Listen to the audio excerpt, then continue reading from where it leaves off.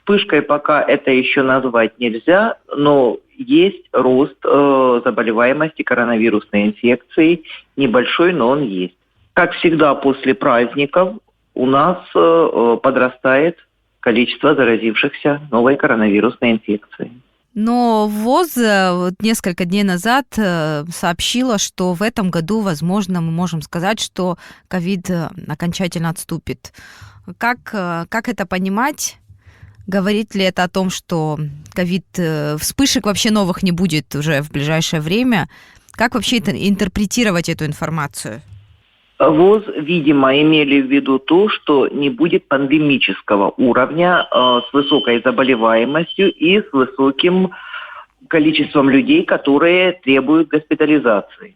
Штамм ослабел, омикрон переносится людьми достаточно легко, и люди зачастую даже не обращаются за диагностикой, но так, чтобы коронавирус исчез полностью и его не было вообще, такое, боюсь, нереально. Мы просто научимся жить с коронавирусом, и он постепенно дойдет до уровня обычного сезонного ОРВИ. Ну, насколько хватит коллективного иммунитета, который сейчас выработался, чтобы избежать вот такой массовой вспышки? Прогнозировать здесь сложно. На этот вопрос пока не ответили даже ученые.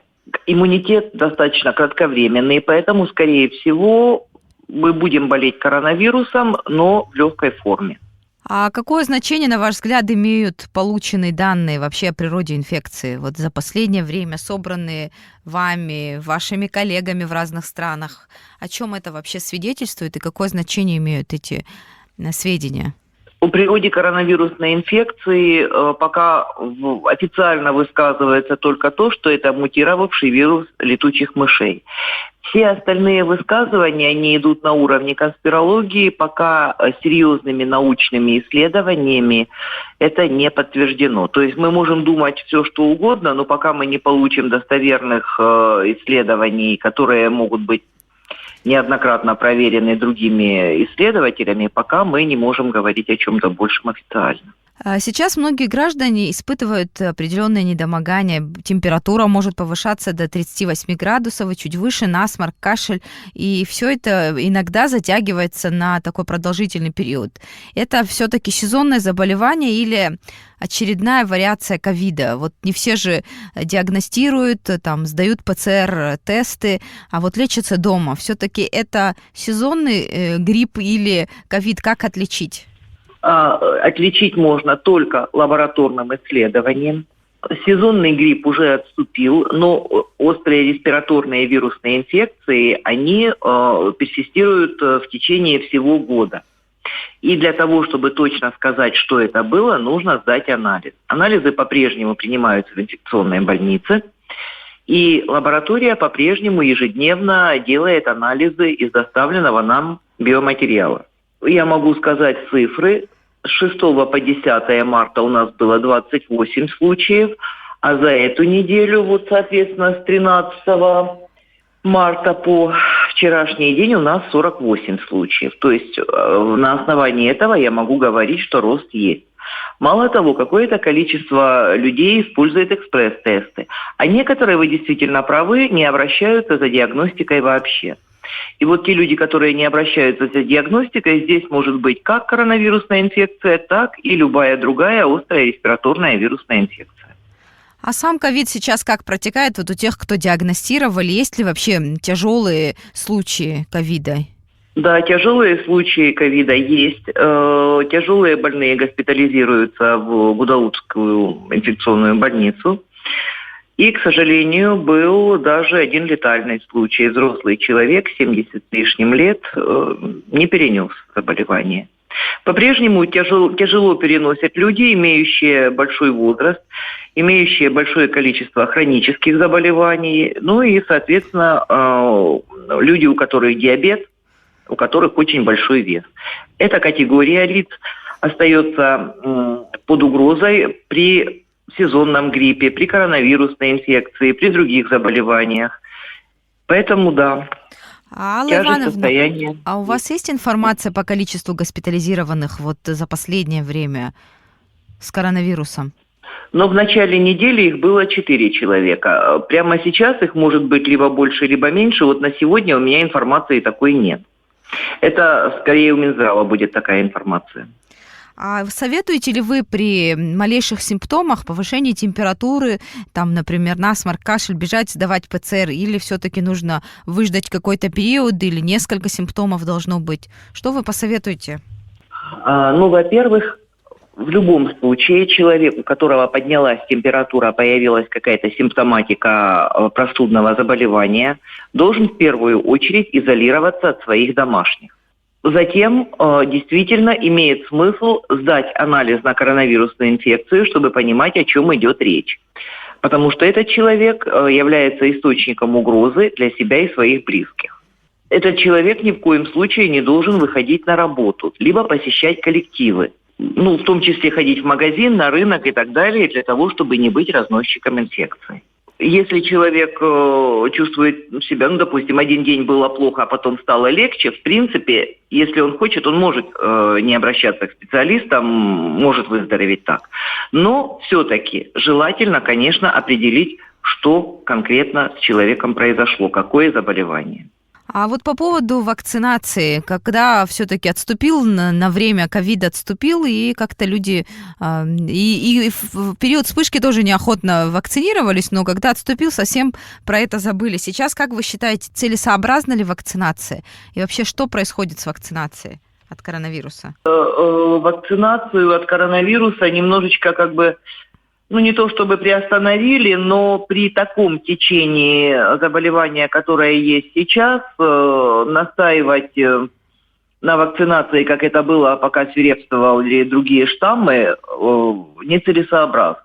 Дело в том, что кроме того, что люди неохотно шли вакцинироваться против коронавирусной инфекции, у нас еще и все это вызвало спад вакцинации по календарю прививок, детской вакцинации. И вот это сейчас является даже большей проблемой, нежели вакцинация против коронавирусной инфекции. Поскольку детские болезни никуда не ушли, были, есть и будут, и многие из них на сегодняшний момент опаснее, чем коронавирусная инфекция. Поэтому настаивать на вакцинации против коронавируса сейчас мы не будем. А вот настаивать на том, чтобы люди вспомнили о том, что деток надо прививать от детских болезней, вот здесь мы просим наше население, чтобы все-таки вспомнили и привили своих детей. Ну а как достучаться до граждан, которые не понимают опасности, которые не доверяют иногда медикам, специалистам не доверяют? Вот если советская система, там никто не спрашивал, хочешь или нет, то сейчас право выбора у родителей. Как до них достучаться можно? Что для этого можно сделать? Что в силах вы и что мы можем, журналисты тоже, со своей стороны помочь? Мы можем только с вашей помощью, с помощью средств массовой информации попытаться донести до людей важность и необходимость этой вакцинации. Сейчас люди, почему-то, начитавшись разнообразных околонаучных статей, считают, что прививки вредны. Но тем самым, пусть они посмотрят на своих дедушек, бабушек, пап и мам, которых, как вы совершенно верно сказали, в советское время никакие отказы не принимались. Были только медотводы по здоровью. Чем помешали эти прививки их дедушкам, бабушкам, папам, мамам? Все выросли, все выжили, слава богу, все хорошо. Так почему они отказывают своим детям в том, чтобы те тоже могли вырасти здоровыми? Вот сейчас в сопредельных с нами странах повысилась заболеваемость корью. А вот корь – это для детей младшего возраста, для беременных женщин особенно, это очень страшное заболевание, которое несет за собой тяжелые последствия. И единственный надежный способ не заболеть – это как раз вакцинация. Тем более, что вакцина старая, давно известная, это КПК, корь, краснуха, паротит. И кроме того, что корь, так еще и краснуха и паротит, они переносятся хоть и легче, но они влияют на репродуктивную функцию человека. То есть у людей, которые перенесли краснуху или паротит это по-народному свинка, с осложнениями у них может впоследствии не быть детей. А потом наша молодежь не может завести ребенка, потом начинается ЭКО и прочие малоприятные процедуры. Не проще ли вакцинировать в детстве и знать, что именно с этой стороны проблем уже не будет? Завершая нашу беседу, ваш прогноз относительно ковида, если завершить наш разговор все-таки, куда мы движемся и в ближайшее время чего ждать? Я думаю, что массивных вспышек ждать уже не стоит. Но заболеваемость будет колебаться в течение всего этого года, плюс-минус десятки случаев заболевания, да? О сотнях, я думаю, речь уже не пойдет, но такие волнообразные колебания, они будут. Сейчас мы видим рост. Почему? Потому что люди очень хорошо пообщались, переконтактировали между собой на 8 марта. Ближе к середине апреля, я думаю, мы опять упадем на единичные случаи. И такие волны будут. Приедут отдыхающие, опять же у нас поднимется волна немножечко. Но такими количествами, как это было в прошлом году, я думаю, что этого уже не будет.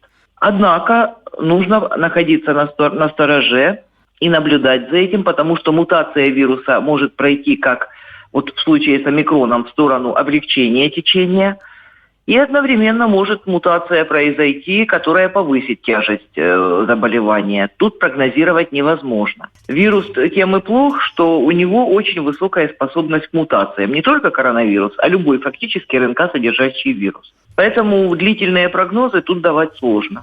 И все-таки я хотела бы напомнить людям о том, что социальная дистанция убережет не только от коронавируса, а и от других заболеваний, передающихся воздушно-капельным путем. Мытье рук лишний раз поможет, опять-таки, не только при коронавирусе, но и от заболевания кишечной группой инфекций. Поэтому не стоит забывать о тех привитых нам мерах гигиены, которые все выполняли в течение коронавирусной эпидемии, а сейчас уже немножечко об этом позабыли.